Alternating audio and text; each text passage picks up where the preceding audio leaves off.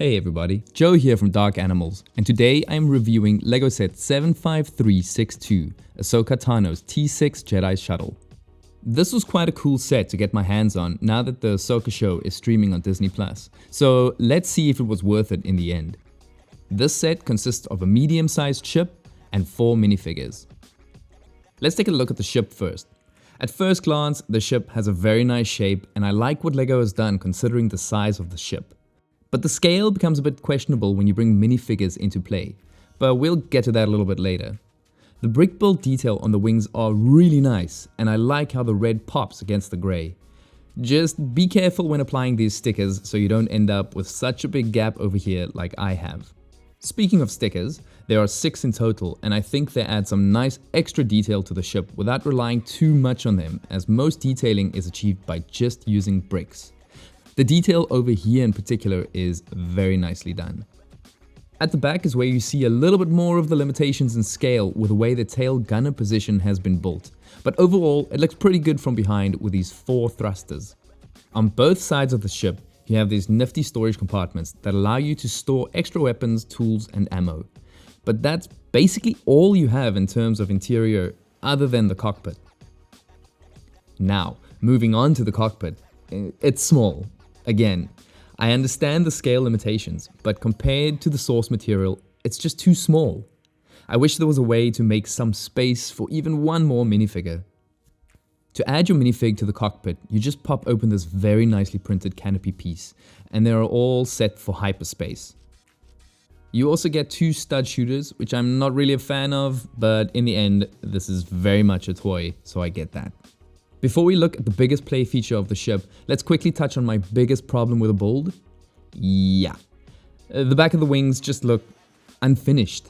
I appreciate the amount of detail added to the wings, and I'm sure the designer would have loved to have added some detail on this side, but that would probably have increased the price of the set significantly.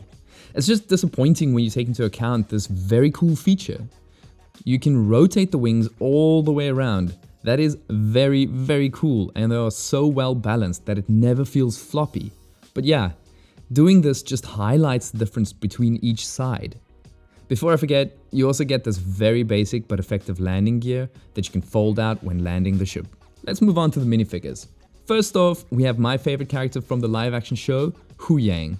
And while he is a very cool looking fig, I'm a bit disappointed that they went with tan instead of something like silver. But I'm sure that's not LEGO's fault. His torso printing and leg printing is nicely detailed and flows together very well. He has an excellent head mold with good face printing and metallic eyes. At the back, we have those exposed wires continuing, and he even has a cool little back accessory that utilizes a printed 1x1 tile. No arm printing for him though. Next up, we have Marok. And without going into any spoilers for the show, we don't know much about him. But I think he looks great. The armor printing on the gunmetal grey always looks good to me, and we even have some printing on his bulky armor piece.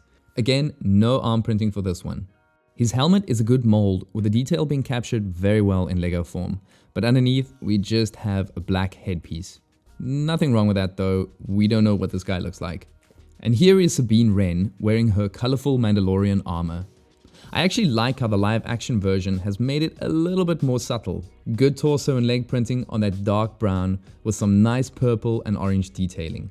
Again, no arm printing, but at the back we see little pouches on her utility belt and the continuation of her armor plating. Now I love LEGO Mandalorian helmets, and this one is no exception. It's so nice and shiny, and I love the printing that is unique to the Wren clan, I think. Underneath the helmet she has printing on both sides of her head, and I think this is perfectly fine. It's nothing special, but it gets the job done. They have also added a very purple headpiece. I know it's more purple in the show compared to her appearance in Rebels, but a hint of orange at the ends could have been cool. She also comes with her 2 signature blasters as well as a green lightsaber. And finally, we have my favorite minifigure of the set. No surprise, it's Ashoka Tano, all grown up.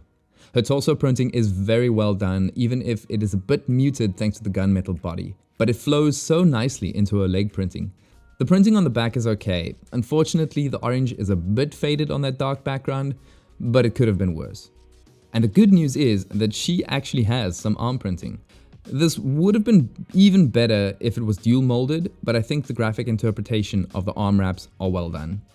She has a beautiful headpiece, or leku rather, with some great printing on the front and back. There's a little bit of color bleed at the top, but it's not too bad. Her face printing is good, and I like the white detailing that's framed so well by that headpiece. She also has an alternative face showing a little bit more emotion, probably a bit more than we have seen in the show so far, and I think I actually prefer this face. She also comes with her 2 white lightsabers, and LEGO made a very good choice by giving us these transparent frosted blade pieces. In the end, this was a nice ship to build. It felt interesting to put it together, and the wing rotation feature in particular kept me engaged.